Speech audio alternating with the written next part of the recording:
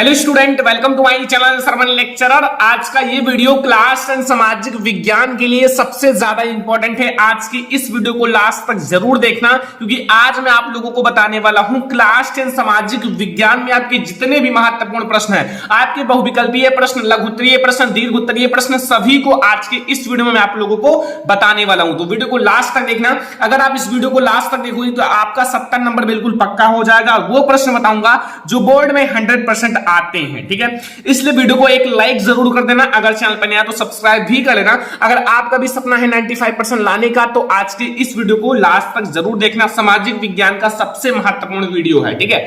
सबसे पहले हम लोग देखेंगे आपके जितने भी बहुविकल्पीय प्रश्न है एक वीडियो में। अभी मैं आप लोगों को बताता हूं, ठीक है। पहला प्रश्न देखो, बहुविकल्पीय महत्वपूर्ण प्रश्न पहला है, राष्ट्रवाद का प्रारंभ जिस देश से हुआ वह है। बहुत ज्यादा इंपॉर्टेंट क्वेश्चन है आपके बोर्ड एग्जाम के लिए कि राष्ट्रवाद का प्रारंभ किस देश से हुआ, ऐसा भी क्वेश्चन आ सकता है। ऑप्शन नंबर का है जर्मनी, खा है इटली, गा है फ्रांस, घा है इंग्लैंड। तो देखो राष्ट्रवाद का प्रारंभ किस देश से हुआ, सभी को पता होगा। पहले चैप्टर का इंपॉर्टेंट क्वेश्चन है। तो राष्ट्रवाद का जो प्रारंभ है वो फ्रांस से हुआ। कहां से हुआ है? फ्रांस से हुआ है। राष्ट्रवाद का प्रारंभ फ्रांस से हुआ है, याद रखना, बहुत ज्यादा इंपॉर्टेंट क्वेश्चन है, ठीक है। दूसरा नंबर क्वेश्चन आप लोग देखो। दूसरा नंबर क्वेश्चन में आप लोगों से पूछ रहा है कि मतलब जो जर्मनी है, जर्मनी का एकीकरण का मतलब एकीकरण में मुख्य भूमिका किसका है या किसकी है या किसकी थी, ठीक है। तो मतलब जो जर्मनी का एकीकरण हुआ था उसमें महत्वपूर्ण भूमिका किसका था, ठीक है। ऑप्शन नंबर का है ऑटो वन बिस्मार्क, खा है विलियम प्रथम, गा है हिटलर एंड घा है आपका मैथ्सनी। देखो अभी मैं आप लोगों को जब जर्मनी का एकीकरण यही मैं पढ़ाऊंगा, ठीक है, इसी वीडियो में, तो आप लोगों को और अच्छे से समझ में आ जाएगा। यहां मैं आप लोगों को बता देता हूं कि जर्मनी का एकीकरण जो हुआ था उसमें महत्वपूर्ण योगदान जो था वो था ऑटो वन बिस्मार्क का। किसका था? ऑटो वन बिस्मार्क का था, ठीक है, याद रखना, बहुत ज्यादा इंपॉर्टेंट क्वेश्चन है। ऑटो वन बिस्मार्क का सबसे महत्वपूर्ण योगदान था जर्मनी के एकीकरण में। ये हमारा है क्वेश्चन नंबर 2। सारा क्वेश्चन आप लोगों को याद कर लेना है। बोर्ड एग्जाम में टॉपर बनना है तो मेहनत करना पड़ेगा, मेहनत करके पढ़ाई करो, ठीक है। आपके पास एक ही रास्ता है, पढ़ाई। अगर आप पढ़ लोगे तो आगे बहुत आगे जाओगे, ठीक है। बोर्ड एग्जाम में आपको अच्छे मार्क्स लाना होगा। अगला हमारा क्वेश्चन नंबर 3 है, असहयोग आंदोलन का मुख्य कारण क्या था? जो असहयोग आंदोलन है उसका मुख्य कारण क्या है, ठीक है। जैसे बहुत सारे आंदोलन हुए, तो असहयोग आंदोलन का मुख्य कारण क्या है? ऑप्शन नंबर का है रॉलेट एक्ट, खा है प्रथम विश्व युद्ध, गा है खिलाफत आंदोलन, घा है द्वितीय विश्व युद्ध। तो असहयोग आंदोलन का मुख्य कारण आप लोग बता दो, जो सबसे ज्यादा मुख्य। वैसे कारण तो बहुत थे, लेकिन सबसे ज्यादा जो मुख्य कारण था वो था हमारा खिलाफत आंदोलन। क्या था? खिलाफत आंदोलन, ठीक है, याद हो गया ना। असहयोग आंदोलन का मुख्य कारण जो था वो था खिलाफत आंदोलन, ठीक है। तो अब हम लोग देखेंगे क्वेश्चन नंबर 4। क्वेश्चन नंबर 4 में आप लोगों से पूछ रहा है कि चौरी चौरा कांड किस वर्ष हुआ? जो चौरी चौरा कांड है वो किस वर्ष हुआ? सभी स्टूडेंट जानते होंगे। देखो आप लोग वर्ष याद रखना कि चौरी चौरा कांड किस वर्ष हुआ। हो सकता है कि आपके जो मतलब मानचित्रकार होता है ना, मानचित्रकार में पूछ सकता है, ठीक है, चौरी चौरा कांड कहां हुआ, ठीक है। तो ये चीज आप याद रखो। मानचित्र का प्रश्न आप लोगों के लिए जल्दी आने वाला है। जितने भी क्वेश्चन है, कैसे भरना है बोर्ड एग्जाम में, सब कुछ आने वाला है। चैनल को सब्सक्राइब करके रखो ताकि सारी चीजें आप लोगों को टाइम टू टाइम मिलती रहे, ठीक है। मैं आप लोगों को सब कुछ पढ़ाने वाला हूं। ऑप्शन नंबर क्या है? 1920 ईस्वी, खा है 1921 ईस्वी, गा है 1922 एंड घा है हमारे पास 1925। तो चौरी चौरा जो कांड है वो हमारा 1922 ईस्वी में हुआ था। कब हुआ था? 1922 ईस्वी में, ठीक है। तो ये सारे क्वेश्चन आपको समझ में आ गए क्वेश्चन नंबर 4 तक। चलो हम लोग देखते हैं क्वेश्चन नंबर 5। क्वेश्चन नंबर 5 आप लोग देखो, आप लोगों से क्या पूछ रहा है क्वेश्चन नंबर 5 में। देखो ये बहुत ज्यादा इंपॉर्टेंट क्वेश्चन है बोर्ड एग्जाम के लिए। देखो क्वेश्चन नंबर 5 में पूछ रहा है कि महामंडी का प्रारंभ किस वर्ष हुआ?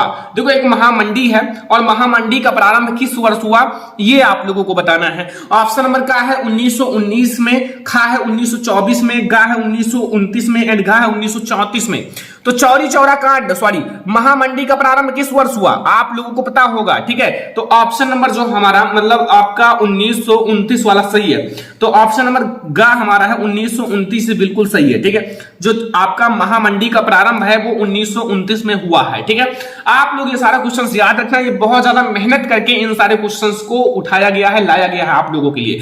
3 से 4 डेज इसको सर्च किया गया है कौन सा ज्यादा इंपॉर्टेंट है। बोर्ड एग्जाम में हर साल कौन से क्वेश्चंस आते हैं, पूरी टीम ने इनको अच्छे से सिलेक्ट किया है, इसलिए आज का ये वीडियो सबसे ज्यादा इंपॉर्टेंट है। और सारा क्वेश्चन नोट कर लो, याद कर लो, ठीक है, बहुत ज्यादा इंपॉर्टेंट है। क्वेश्चन नंबर 6 है कि कपास की खेती के लिए कौन सी मृदा उपयुक्त है, मतलब सबसे ज्यादा अच्छी है जिसमें कपास की खेती की जाती है, ठीक है। ऑप्शन नंबर का है हमारा काली मृदा, खा है लाल मृदा, गा है जलोढ़ मृदा, घा है लेटराइट मृदा। तो कपास की खेती की बात की जा रही, तो कपास की खेती के लिए सबसे अच्छी जो मृदा है वो हमारी कौन सी है? कपास की खेती। कपास की खेती का से आपका क्या होता है? कपास, और का से काली मृदा। तो कपास की खेती के लिए सबसे अच्छी मृदा जो है वो है काली मृदा।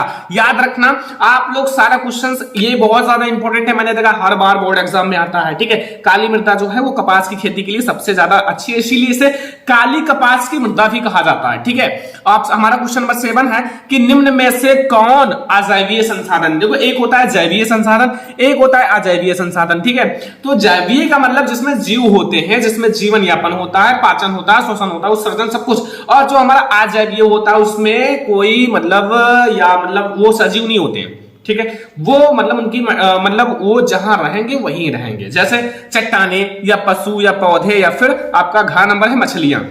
तो मतलब जो अजैवीय संसाधन है वो हमारा कौन सा है? वो हमारा चट्टाने हैं। कौन सा है? चट्टाने। देखो चट्टाने जो है ना उसमें जीव है ना कुछ है, वो आप लोगों का अजैवीय संसाधन है। ठीक है, इतना तो समझ में आ गया। अब आप लोगों का कोई भी कंफ्यूजन नहीं होगा। ठीक है, अजैवीय संसाधन जैवीय में कोई दिक्कत नहीं होगा। अगला, टाइगर प्रोजेक्ट किस वर्ष प्रारंभ हुआ?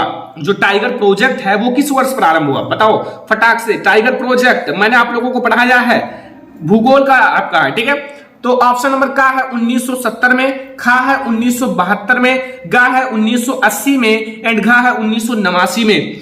तो टाइगर प्रोजेक्ट किस वर्ष आरंभ किया गया? देखो टाइगर प्रोजेक्ट जो हमारा है वो कब आरंभ किया गया है? वो हमारा बिल्कुल राइट जो आंसर है। तो जो टाइगर प्रोजेक्ट है वो आप लोग इसको थोड़ा सा चेंज कर लेना। ठीक है, 1973 में किया गया है मुझे याद है, तो इसलिए ऑप्शन गलत दे दिया गया। ठीक है, तो सही हो गया ना, 1973 में टाइगर प्रोजेक्ट का आरंभ किया गया था। ठीक है, याद रखना बहुत ज्यादा इंपॉर्टेंट क्वेश्चन है और यहां से आपके बोर्ड एग्जाम में 100% आएंगे। हमारा क्वेश्चन नंबर 9 है कि इनमें से कौन सी एक फलीदार फसल है जिसमें फलियां लगती हैं? देखो फलीदार का मतलब होता है जिसमें फलियां लगती हैं। ठीक है, ऑप्शन नंबर आपका का है डाले, खा है मोटे अनाज, गा है ज्वार, तिल एंड घा है हमारा तिल। तो मतलब फलीदार फसल होती हैं उसमें देखो दाल का फसल आपने देखा है, दाल के फसल में पहले फूल लगती है, फली लगती है, फिर दाल होता है। तो वही हमारा हो गया सही ऑप्शन, दालें जो है वो हमारा राइट आंसर है। ठीक है, समझ में आ गया। अगला हमारा क्वेश्चन नंबर 10 है। क्वेश्चन नंबर 10 में लिखा हुआ है कि निम्नलिखित में से कौन सी रेशेदार फसल है? रेशेदार जिसमें रेशे होते हैं, क्या है इसमें? बहुत आसान है, रेशेदार में रेशे होंगे, फलीदार में फलियां होंगी, बस। ठीक है, ये सब याद रखना। आपका खरीफ फसल एंड आपका ऐसे कई सारी फसलें होती हैं, उन सबका थोड़ा थोड़ा नॉलेज रखना, क्योंकि बोर्ड एग्जाम में अच्छे मार्क्स लाना है तो इतना जानकारी रखना पड़ेगा। का नंबर है जूट, खा है कॉफी, गा है जौ एंड घा है हमारा रबड़। तो बच्चा पार्टी इसमें जो रेशेदार फसल है, अगर आपने जूट का फसल देखा होगा तो उसमें रेशे होती हैं, तो वो हमारा रेशेदार फसल होती है जूट। तो यहां से आपका क्वेश्चन नंबर 10 कंप्लीट हो गया, कोई प्रॉब्लम नहीं होगा, आप लोगों को सारा क्वेश्चन याद भी हो गया होगा। तो चलो हम लोग देखते हैं क्वेश्चन नंबर 11। तो अब हमारा क्वेश्चन नंबर 11 है।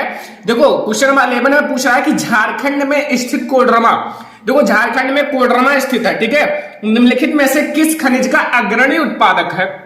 देखो हर एक चीज किसी ना किसी का उत्पादक होता है। अब ये कोडरमा किस चीज का उत्पादक है ये आप लोगों को बताना है। ठीक है, ऑप्शन नंबर का है बॉक्साइट का, खा है अर्बरक का, गा है लौह अयस्क का, घा है हमारे पास तांबा का। तो देखो झारखंड में स्थित जो कोडरमा है वो इन चारों में से किसका अग्रणी उत्पादक है, जो मतलब इसके लिए जाना जाता है कि कोडरमा में इसका उत्पादन होता है। ठीक है, तो वो हमारा है अर्बरक। किसका? अर्बरक का। ठीक है, याद रखना अर्बरक का। अगला क्वेश्चन आप लोग देखो, क्वेश्चन नंबर 12 है कि निम्नलिखित में से कौन सा परिवहन साधन भारत में प्रमुख साधन है? मतलब वैसे तो बहुत सारे साधन हैं, साधन बहुत है, रेल भी है, मतलब आपका रेल परिवहन भी है एंड आपका पाइप परिवहन, सड़क परिवहन, वायु परिवहन, सब कुछ है, जल परिवहन सब कुछ है। ठीक है, लेकिन यहाँ ऑप्शन नंबर का है पाइप परिवहन, रेल परिवहन, गा है सड़क परिवहन, घा है वायु परिवहन। अपने दिमाग से बताओ कि अगर आपको परिवहन करना है तो सबसे ज्यादा आप किस चीज से जाते हो? रेल से या सड़क से, जो सड़क पर गाड़ियां चलती हैं, ऑटो रिक्शा साइकिल मोटर ये सब, या वायु परिवहन हेलीकॉप्टर से? किससे? अपने अकॉर्डिंग बताओ, वही ऑप्शन मैं सही कर दूंगा। या पाइप परिवहन से?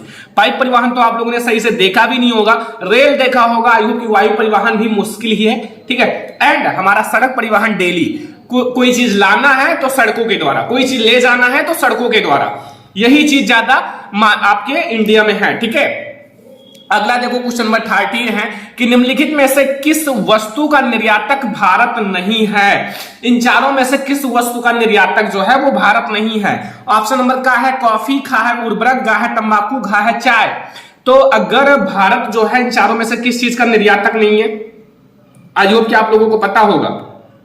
इन चारों में से मतलब जो भारत है, काफी, उर्वरक, तंबाकू, चाय, इन चारों में से कौन है जो भारत के निर्यातक नहीं है, तो वो हमारा है उर्वरक। उर्वरक का मतलब भारत निर्यातक नहीं है, ये याद रखना सारा क्वेश्चन। ठीक है, बहुत ज्यादा इंपॉर्टेंट है। तो ये हमारा है क्वेश्चन नंबर 13 जो आप लोग पूरा कंप्लीट कर लेना। ठीक है, अगला है क्वेश्चन नंबर 14 है कि संविधान में उल्लिखित 3 सूचियों में से निम्नलिखित में से कौन सा विषय समवर्ती सूची में शामिल है। देखो, एक होता है समवर्ती सूची, और समवर्ती सूची जो है उसमें 3 विषय शामिल है। अब 3 विषय तो शामिल है, लेकिन अगर उन तीनों में से कोई एक विषय इस ऑप्शन में है, ठीक है, इस ऑप्शन में है, जैसे हमारा का है शिक्षा, खा है कृषि, गा है आपका पुलिस, घा है रक्षा। तो अगर आप लोग बताओ कि इन चारों में से कौन सा हमारा समवर्ती सूची में शामिल है। ठीक है, वैसे तो आपको पता होगा अगर थोड़ा सा नागरिक शास्त्र को पढ़ा होगा, अगर नहीं पढ़ा है तो कोई दिक्कत नहीं, मैं आपको बता दूंगा। लेकिन अगर आपसे कोई दूसरा समवर्ती सूची का मतलब दे दे तो आप कैसे बताओगे, इसीलिए तीनों आप याद रखना। वैसे तो यहां जो हमारा राइट ऑप्शन है वो है शिक्षा। ठीक है, शिक्षा जो है वो राइट ऑप्शन है। ठीक है, एंड अगला क्वेश्चन हमारा है क्वेश्चन नंबर 15 है कि नेपाल में लोकतंत्र की स्थापना हुई। जो नेपाल है, नेपाल में जो लोकतंत्र की स्थापना है, नेपाल में लोकतंत्र की स्थापना कब हुई, ये आप लोगों को क्वेश्चन का आंसर बताना है। तो ऑप्शन नंबर फर्स्ट हमारा का है, जो का वाला ऑप्शन है वो है 2005 में, खा है 2006 में, गा है 2008 में, घा है 2015 में। तो नेपाल की बात की जा रही है, वैसे तो सभी को नहीं पता होगा, लेकिन अगर आप पढ़े होंगे तो पता ही होगा। लेकिन नेपाल में जो लोकतंत्र की स्थापना है वो हमारा 2008 में हुआ। ठीक है, 2008 में नेपाल में लोकतंत्र की स्थापना हुई है। ठीक है, याद हो गया। चलो अब हम लोग देखते हैं अगला क्वेश्चन। देखो, सारा क्वेश्चन कंप्लीट कर लेना, बहुत ज्यादा अच्छे क्वेश्चन हैं, बहुत ज्यादा इंपॉर्टेंट हैं। अगला क्वेश्चन 16 नंबर कि भारत में मताधिकार की आयु है। जो भारत में मताधिकार की कितनी आयु है, मतलब कितने वर्षों में मताधिकार किया जाता है। ऑप्शन नंबर का है 21 वर्ष, खा है 20 वर्ष, गा है 25 वर्ष, घा है 18 वर्ष। देखो, अगर देखो कोई भी बच्चा या फिर कोई भी लड़का है लड़की है 18 वर्ष का हो जाता है तो उसका अधिकार होता है मत, यानी कि वोट देने का, मत देने का। ठीक है, देखो उसके बाद यानी कि 18 वर्ष के बाद, सभी को पता होगा, एक नॉर्मल सा क्वेश्चन है, इतना तो सभी को पता है। तो अगर अधिकार की बात की जाए वो 18 वर्ष के बाद हो जाती है। ठीक है, अब अगर मतलब ना करें तो उनकी गलती है, लेकिन 18 वर्ष में हो जाते हैं मताधिकार के योग्य। ठीक है, ये 18 वर्ष बहुत ज्यादा इंपॉर्टेंट वर्ष है, इसमें बहुत सारी चीजें अपने अंदर भी परिवर्तन आता है, सब चीजों का अधिकार भी मिल जाता है, एंड बहुत सारी चीजें। ठीक है, नौकरियां सब कुछ इसी के बाद मिलता है। 17 नंबर क्वेश्चन है कि निम्नलिखित में से किस राज्य की प्रति व्यक्ति आय जो है ना वो सबसे अधिक है या सर्वाधिक है। प्रति व्यक्ति आय की बात की जा रही है कि निम्नलिखित में से या निम्न में से किस राज्य की प्रति व्यक्ति आय सबसे अधिक है। ऑप्शन नंबर का है हरियाणा का, खा है बिहार का, गा है राजस्थान का, घा है मेघालय का। तो अगर बात की जाए निम्नलिखित में से किस राज्य की प्रति व्यक्ति आय सबसे ज्यादा है, तो वो आप लोग क्या बताओगे। आई होप कि आप लोगों को पता होगा, सबसे ज्यादा प्रति व्यक्ति आय वो हमारा हरियाणा का है। किसका है, हरियाणा का। थोड़ा सा अगर बोर्ड एग्जाम में आएगा तो सोच समझ कर टिक लगाना, आपका एक भी नंबर ना कटने पाए, क्योंकि टॉपर बनने के लिए एक एक नंबर इंपॉर्टेंट होता है। ठीक है, और अच्छे मार्क्स तो आएंगे ही, ये सारा पढ़ के जाओगे तो। 18 नंबर क्वेश्चन है कि विश्व व्यापार संगठन की स्थापना कब हुई। जो विश्व व्यापार संगठन है उसकी स्थापना कब हुई। ऑप्शन नंबर का है 1 जनवरी 1993 में, खा है 1 जनवरी 1995 में, एंड गा है 1 जनवरी 1990 में, एंड घा है 1 जनवरी 1985 में। तो विश्व व्यापार संगठन की स्थापना कब हुई। विश्व व्यापार संगठन की स्थापना, तो अगर आप लोगों से पूछा जाए तो याद रखना कि 1 जनवरी 1995 में विश्व व्यापार संगठन की स्थापना हुई थी, 1 जनवरी 1995 में। ठीक है, याद रखना। अब आप लोगों को कोई दिक्कत नहीं होगा, सारा क्वेश्चन याद हो गया होगा। अगला देखो क्वेश्चन नंबर 19 लिखा हुआ है कि विश्व व्यापार संगठन का मुख्यालय कहां स्थित है। जो विश्व व्यापार संगठन है उसका मुख्यालय कहां स्थित है। ऑप्शन नंबर का हमारे पास है न्यूयॉर्क में, खा है पेरिस में, गा है जिनेवा में एंड घा है ओटावा में या ओटावा में। ठीक है, तो विश्व व्यापार संगठन ये हो गया और विश्व व्यापार संगठन का मुख्यालय, दोनों चीजें आपका इसमें है। तो विश्व व्यापार मतलब जो आपका उसका संगठन है वो हमारा जिनेवा में स्थित है। कहां है? जिनेवा में। ठीक है, जिनेवा में स्थित है। सारा क्वेश्चन याद रखना। क्वेश्चन नंबर 20 देखो कि भारत में उपभोक्ता संरक्षण अधिनियम कब पारित किया गया। भारत में उपभोक्ता संरक्षण अधिनियम ऑप्शन नंबर का है 1982 में, खा है 1984 में, गा है 1985 में एंड घा है 1986 में। तो विश्व व्यापार वो भारत में उपभोक्ता संरक्षण अधिनियम, ठीक है, उपभोक्ता संरक्षण अधिनियम 1986 में पारित किया गया है, 1986 में। ठीक है, तो ये मैंने आप लोगों को कुछ ऑब्जेक्टिव क्वेश्चन जो सबसे ज्यादा इंपॉर्टेंट है बोर्ड एग्जाम के लिए, मोस्ट इंपॉर्टेंट ऑब्जेक्टिव क्वेश्चन, वो मैंने आप लोगों को बता दिया। ये सारा आप तैयार कर लेना। यहां से आपको बोर्ड एग्जाम में बहुत सारे क्वेश्चंस आएंगे। वो क्वेश्चंस हैं जो बोर्ड एग्जाम में 100% आते ही आते हैं, हर साल बोर्ड एग्जाम में आते हैं। वही क्वेश्चन मैंने आप लोगों को बताया है। ठीक है, अब हम लोग देखेंगे बहुत ज्यादा इंपॉर्टेंट क्वेश्चन।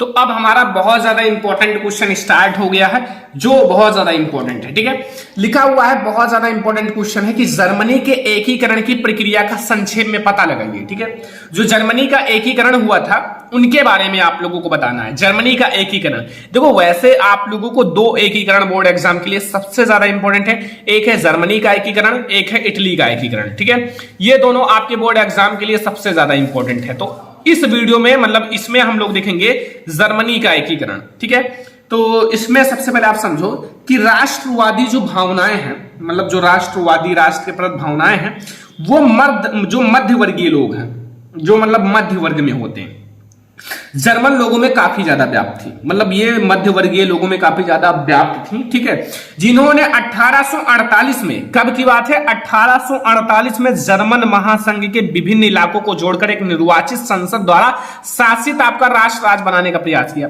मतलब इन्होंने एक राष्ट्र राज्य बनाने का प्रयास किया जो 1848 में जर्मन महासंघ है, मतलब महासंघ के जो विभिन्न छोटे छोटे इलाके हैं वो सब मिलकर एक निर्वाचित संसद द्वारा शासित राष्ट्र राज्य बनाने का प्रयास किया था। मगर इस पहल को राजशाही और फौज की ताकत ने मिलकर दबा दिया। मतलब उस समय ये चीज पर ज्यादा गौर नहीं किया गया और जो राजशाही है और फौज, जो उनकी फौज की ताकत है, इन दोनों ने मिलकर इन चीज को दबा दिया कि इनको आगे ना बढ़ाया जाए और मतलब इस चीज को दबा दिया। ठीक है, दबा दिया तो मतलब क्या हुआ कि उनका प्रसा के बड़े भूस्वामियों ने भी समर्थन किया। ठीक है, उनका जो प्रसा के बड़े भूस्वामी ने भी समर्थन किया और उसके मतलब उनका जो है समर्थन किया। उसके बाद परसा ने राष्ट्रीय एकीकरण का आंदोलन का नेतृत्व लिया। उसके बाद जो परसा ने राष्ट्रीय एकीकरण के आंदोलन का नेतृत्व किया और उसका मुख्यमंत्री जो है ऑटो वन बिस्मार्क इस प्रक्रिया का जनक था। जो ऑटो वन बिस्मार्क था इस प्रक्रिया का जनक था, इसीलिए तो कहा गया है कि जर्मनी के एकीकरण का जनक कौन है, ऑटो वन बिस्मार्क। तो ऑटो वन बिस्मार्क इस प्रक्रिया का जनक था जिसने प्रसा की सेना है और नौकरशाही की मदद ली। मतलब मदद लेना पड़ेगा, अकेले तो लड़ना इम्पॉसिबल है ना। तो मतलब प्रसा की सेना और नौकरशाही की मदद ली और 7 वर्ष के दौरान ऑस्ट्रिया, डेनमार्क और फ्रांस से 3 युद्धों में प्रसा की जीत हुई। और 7 वर्ष के दौरान 7 वर्ष तक युद्ध हुआ और उसके बाद ऑस्ट्रिया, डेनमार्क और फ्रांस से 3 युद्धों में प्रसा की जीत हुई। ठीक है, जब जीत हुई और प्रसा ने राजा विलियम प्रथम को जर्मन का सम्राट घोषित किया गया। जर्मन का सम्राट राजा विलियम प्रथम, प्रसा के राजा विलियम प्रथम को जर्मनी का सम्राट घोषित किया गया। और इस तरह 1871 में जर्मनी का एकीकरण हुआ। कब हुआ? जर्मनी का एकीकरण 1871 ईस्वी में हुआ है। ठीक है, ये याद रखना। तो ये हमारा है क्वेश्चन नंबर फर्स्ट। देखो ये आप लोगों का बहुत ज्यादा इंपॉर्टेंट है, लघु उत्तरीय, दीर्घ उत्तरीय सब में पूछा जाता है। क्वेश्चन नंबर 2 है पूना पैक्ट पर किसके हस्ताक्षर हुए और उसकी 2 शर्तें लिखिए। जो पूना पैक्ट है, पूना पैक्ट पर किसके हस्ताक्षर हुए और उनकी 2 शर्तें लिखना है। तो पूना पैक्ट पर गांधी जी और डॉक्टर बी आर अंबेडकर के हस्ताक्षर हुए। दो लोगों का, एक गांधी जी का, एक डॉक्टर बी आर अंबेडकर के हस्ताक्षर हुए। और फिर क्या हुआ, सितंबर 1932 में हुए पूना पैक्ट की दो शर्तें निम्नलिखित है। पहला, अंबेडकर द्वारा जो दलित लोग हैं तो दलित के लिए अलग निर्वाचन क्षेत्रों का मांग मतलब कि वापस लेना, ठीक है, अलग जो है ना उसको वापस लिया गया। और दूसरा है दलित वर्गों को प्रांतीय एवं केंद्रीय विधायकी परिषदों में आरक्षण दिया जाना, जो आरक्षण दिया जाता है उसका, ठीक है। तो ये हमारा है पूना पैक्ट के बारे में। तो ये आप लोगों को समझ में आ गया, जो पूना पैक्ट है उस पर किसके हस्ताक्षर हुए और दो शर्तें, ठीक है। अगला क्वेश्चन देखो, ये बहुत ज्यादा इंपॉर्टेंट क्वेश्चन है, इसलिए मैं आप लोगों को सही से आप लोग इसको याद कर लेना। नवीकरणीय और अनवीकरणीय संसाधन, नाम सुना होगा। जो नवीकरणीय संसाधन होता है और अनवीकरणीय संसाधन में अंतर स्पष्ट कीजिए। सबसे पहले हम लोग देखेंगे नवीकरणीय संसाधन के बारे में। तो नवीकरणीय संसाधन देखो, पहले वे संसाधन जिन्हें भौतिक, रासायनिक या यांत्रिक प्रक्रियाओं द्वारा पुनः उत्पन्न करना, ठीक है, पुनः नवीकृत या पुनः उत्पन्न किया जा सकता है। नवीकरण का मतलब होता है नवीकृत करना, पुनः उत्पन्न करना, पुनः जिसे उत्पन्न किया जा सकता है, ठीक है, जिनकी पूरी तरह से समाप्ति ना हो उन्हें नवीकरणीय योग्य संसाधन कहा जाता है। उन्हें क्या कहा जाता है, नवीकरणीय योग्य संसाधन कहा जाता है। जैसे हमारा है सौर ऊर्जा, सौर ऊर्जा है, पवन ऊर्जा है। मैं आप लोगों को एग्जाम्पल भी बता देता हूं कि आप लोगों को बहुत अच्छे से समझ में आए। जल है, वन है, आदि, ठीक है। अब और तो आप लोगों को याद ही है, ठीक है। अगला देखो, अनवीकरणीय, इन संसाधनों का विकास एक लंबे भूवैज्ञानिक अंतराल में होता है, मतलब एक लंबा समय लगता है, एक लंबे भू अंतराल में होता है, ठीक है, जो अनवीकरणीय योग्य संसाधन होते हैं। जैसे खनिज है और जीवाश्म ईंधन, इस प्रकार के संसाधनों के उदाहरण है, ठीक है, खनिज और जीवाश्म ईंधन। और भी मैं आप लोगों को एग्जाम्पल बता देता हूं, जैसे पेट्रोल और डीजल। पेट्रोल और डीजल जो है वो बहुत लंबा समय लगता है इनको बनने में, ठीक है, पेट्रोल और डीजल आदि। और यहां जीवाश्म और खनिज भी आप लोगों का हो गया, ठीक है, समझ में आ गया ना। अगला क्वेश्चन देखो, सड़क परिवहन के 3 गुण बताइए। जो सड़क परिवहन होते हैं उनके 3 गुण बताना है। देखो, भारत विश्व के सर्वाधिक सड़क जाल वाले देशों में से एक, परिवहन के 3 आप लोगों का एक है, मतलब सबसे ज्यादा जाल जो है ना भारत में है सड़कों का, ठीक है, बहुत ज्यादा। तो 3 प्रमुख गुण निम्नलिखित हैं। पहला, सड़क परिवहन अन्य परिवहन संसाधनों के उपयोग में एक कड़ी के रूप में कार्य करता है। सड़क परिवहन जो है कड़ी के रूप में कार्य करता है अन्य परिवहन के मुकाबले में। अगर कहीं जाना है यहां से वहां, तो आपको सड़क परिवहन ही काम आएगा, ठीक है, अन्य नहीं काम आएगा। सड़कों का निर्माण लागत कम है तथा उबड़ खाबड़ भूभागों में भी बनाया जा सकता है, मतलब सड़कों का जो लागत है वो कम होता है और इन्हें कहीं भी बनाया जा सकता है, उबड़ खाबड़ कैसे भी है। तीसरा है, यह घर घर सेवाएं उपलब्ध कराता है। ये घर घर आपको सेवाएं उपलब्ध कराता है, घर घर हर एक चीज को पहुंचाता है, ठीक है, सड़क परिवहन के द्वारा। अगला क्वेश्चन है हमारा 5वां नंबर क्वेश्चन और लास्ट है, ठीक है। भारतीय लोकतंत्र की 3 विशेषताएं बताइए। भारतीय लोकतंत्र की 3 विशेषताएं, ठीक है। तो भारतीय लोकतंत्र की 3 प्रमुख विशेषताएं निम्नलिखित है। पहला, सरकार का निर्माण जो है जन निर्वाचित प्रतिनिधियों के द्वारा होता है और लोगों के प्रति उत्तरदायी होता है। जैसे लोग हैं, जनता है, जनता जब चाहेगी तभी सरकार बनेगा, ठीक है, जनता जिसको चाहेगी उसी को सरकार बनाएगी और उन्हीं के प्रति उत्तरदायी भी होते हैं। यह है लोकतंत्र का पहला विशेषता। दूसरा, राजनीतिक सत्ता की प्राप्ति के लिए एक से अधिक दलों के मध्य प्रतिस्पर्धा होती है। जैसे एक हमारा दल, दूसरा एक दूसरा, जैसे आप जानते हो ना, ये एक दल आपका बीजेपी है, दूसरा आपका दूसरा है, ठीक है। तो इस तरह से आप लोगों का हो जाता है। तीसरा, चुनाव सार्वभौमिक आवश्यक मताधिकार के आधार पर समय समय पर होता है, समय समय पर चुनाव कराया जाता है, ठीक है। ये हमारा हो गया लोकतंत्र की 3 विशेषताएं। अब जितने भी आपके मतलब दीर्घ उत्तरीय यानी कि लॉन्ग क्वेश्चन है उसका एक वीडियो लाऊंगा, उसमें आपका सारा खत्म हो जाएगा। तो यहां से आपका सामाजिक विज्ञान का बहुत सारे इंपॉर्टेंट क्वेश्चन कंप्लीट हो जाएंगे। तो ये है हमारा सामाजिक विज्ञान के सभी इंपॉर्टेंट क्वेश्चन, बहुविकल्पीय, लघुत्तरीय, दीर्घोत्तरीय सब कुछ है। और भी मैं आप लोगों के लिए और भी दीर्घोत्तरीय प्रश्न लाऊंगा। तो ये सारा क्वेश्चन अगर आप कंप्लीट कर लेते हो तो आपको बोर्ड एग्जाम में 95% 90% लाने से कोई नहीं रोक सकता। और भी क्वेश्चन आप लोगों के लिए कराए जाएंगे, ठीक है। तो अगर आप लोगों को ये वीडियो पसंद आया, वीडियो को लाइक करना, शेयर करना अपने फ्रेंड्स के साथ, चैनल पे ना तो सब्सक्राइब भी कर लेना। हम लोग ऐसे ही और बहुत सारे वीडियोज को देखेंगे। आपका मानचित्र कार्य का वीडियो आने वाला है, सब कुछ। तो चलो मिलते हैं नेक्स्ट इंपॉर्टेंट वीडियो में, तब तक के लिए।